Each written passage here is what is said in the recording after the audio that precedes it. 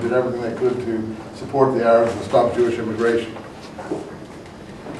Will use their best endeavors to facilitate the achievement of this object, it being clearly understood, here's the caveat, that nothing shall be done which may prejudice the civil and religious rights of existing non-Jewish communities in Palestine, or the rights and political status enjoyed by the Jews in any other country. Well, you see what I'm talking about? You didn't believe me, probably. How is that anything clear? That's totally, looks with favor the establishment of a national home, not an independent state, it being clearly understood that nothing should be done which may prejudice the civil and religious rights of existing non-Jewish communities in Palestine. Well, all they have to start to protest, and that's the end of it then, which is what happened. Or the rights and political status enjoyed by the Jews in other countries. The Jews in England didn't want their rights undermined, so that was put in there. So where's the clear charter? I should be grateful to you if you would bring this declaration to the knowledge of the Zionist Federation. Yours, James Balfour. That's it. That's the Balfour Declaration. Well, Herzl would have thrown that back in 5 minutes and demanded a proper declaration. And he would have gotten it, too. He would have gotten it. With America, Brandeis, you see the kind of person Brandeis was, advising Wilson and so on, coming into the war at that point, he'd have gotten it. And a lot of people would have possibly been saved. He already got Uganda, he already got an offer for Sinai. Anyway, we taught Herzl what Zionism was. Poor Herzl grew pale. I didn't understand the rope is around their necks, and they say, no, yes, the rope was and is around our necks. Another reminiscence. A week after the vote, I traveled to London 4th class. Oh, well, good for you. Because there was no 5th. Oh, Eisenman. He's traveling 4th class because there was no 5th. He sounds like Paul talking about all the stripes that he took going around, and boasting for all the suffering that he went through.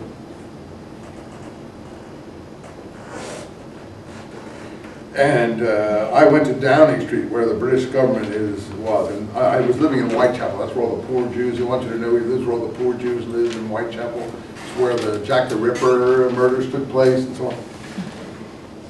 I saw the director of the Department of African Colonies. Percy was his name. In my broken French, I tried to find out his opinion of the Uganda plan. This Englishman of one of the noblest families in the country and a religious Christian said, if I were a Jew, I would not give one sou nor one man for this cause. You cannot exchange Palestine for some other country. I wrote about this to Herzl. I still have a copy of the letter. And the realization of this truth was for Herzl the greatest tragedy, but also his highest experience. I taught Herzl, you see. Thus he became an adherent of Palestine. It was no longer a question of a mechanical process of the transfer of people into an allegedly empty country, but an organic process. Then I learned what I have told you already, that the way does not come to meet you. Nordau's conception of Uganda was the way that way would come to meet us. We young ones rebelled against it. We young ones would travel to the remotest corners of the ghetto. On a journey through Russia, I was at least 7 times in prison. Yeah, here's Paul, exactly. I was 7 times in prison, and I was beaten here, and so on and so forth.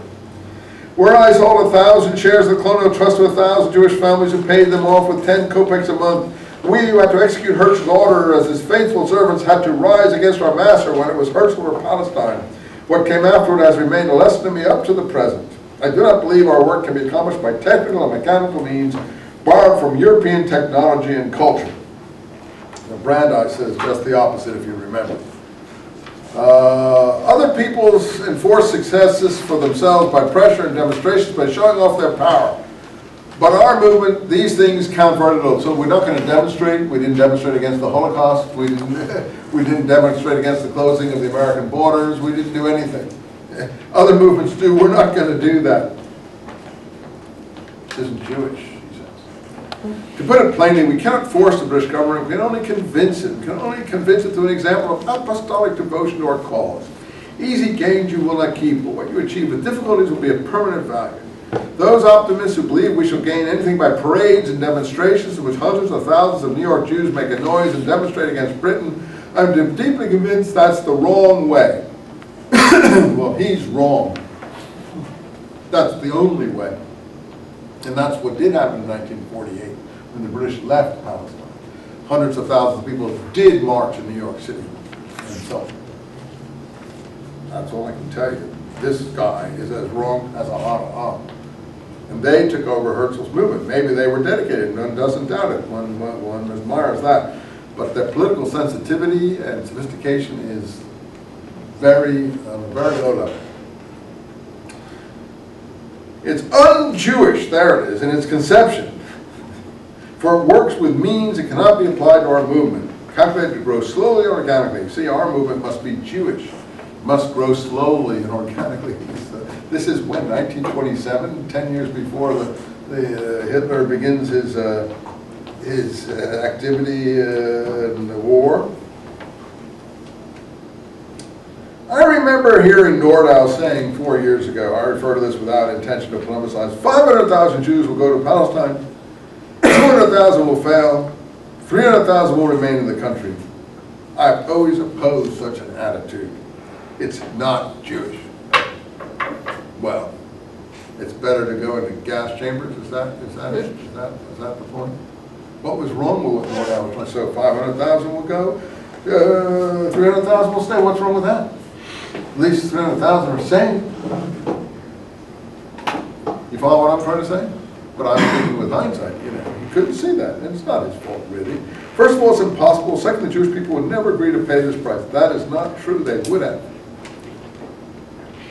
Believe me, when I had the Balfour Declaration in my hands, I felt as the sun ray had struck me, and I thought I heard the steps of the Messiah, but I remember the true Redeemer said to come silently like a thief in the night.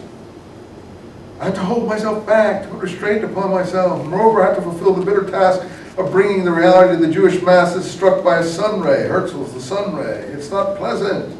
I could sing a bitter psalm. If you would come to the colonial office to negotiate, you would speak more meekly and perhaps be more modest than he who had to negotiate up until now.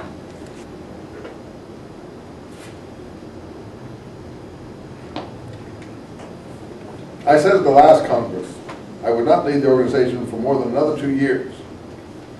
May he who will come after me be able after 10 years to look back on a progress equal to what has been made these last 10 years, so he says. We Jews got the Balfour Declaration quite unexpectedly, or in other words, we are the greatest war profiteers. We never dreamed of the Balfour Declaration. To be quite frank, it came to us overnight. You see, it didn't come for anything he did. It didn't come because he was a chemist. It came because of the work Herzl had done previously, because the British were knowledgeable about the Bible, and they were Zionism in their religious expression. It came for reasons like that. But, just because it came unexpectedly doesn't mean you couldn't make certain